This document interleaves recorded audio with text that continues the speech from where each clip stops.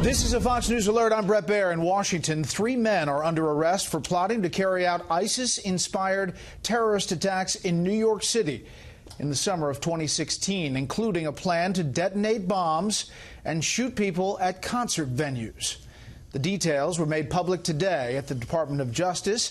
A Canadian man, a U.S. citizen based in Pakistan, and a Philippines citizen are all charged in the case.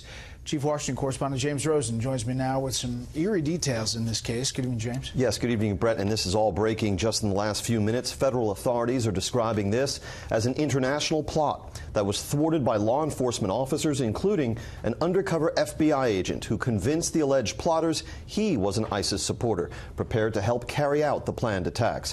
One of the targets was said to be Times Square, as it has been before.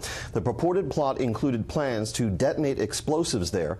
One of the plotters allegedly told this undercover agent, quote, "We seriously need a car bomb at Times Square. Look at these crowds of people." The plotters also allegedly trained their sights on the New York City subway system, purportedly obtaining maps of the system for that purpose. These charges were unsealed just now by federal authorities. One of the suspects, Abdul Rahman El Banasawi, a Canadian citizen, purchased bomb-making materials for use in the attacks and was arrested after traveling to the United States from Canada in preparation for carrying out the attacks back in May 2016. He has entered a guilty plea to terrorism offenses and is awaiting sentencing. The others charged include Talha Haroon, a U.S. citizen based in Pakistan. That's where he was arrested and is awaiting extradition to the United States. The third man charged is Russell Salik, a citizen of the Philippines, from which country he allegedly wired money to bankroll the attacks. Salik was arrested in his home country and is also awaiting extradition.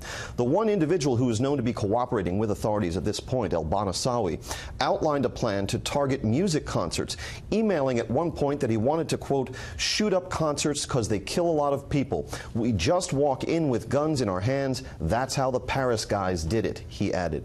Elsewhere, he told the undercover officer he wanted to create the next 9/11. All this after he and Haroon, the U.S. citizen in Pakistan, purportedly declared their allegiance to ISIS, Brett, in electronic communications. Yeah, I mean, it's quite a read when they released the details of this. It's interesting on a Friday afternoon from the Justice Department to have this out. We're obviously in the middle of an investigation in Las Vegas where they have not determined a motive. They say they don't have any evidence or ties to ISIS, and yet, you know, this type of attack, right, it appears was being planned or tried to be planned by these guys. Now, we have seen ISIS claim credit for attacks with which it had nothing to do, where it didn't centrally direct anything in the past. But here, ISIS has claimed credit for the Las Vegas attack.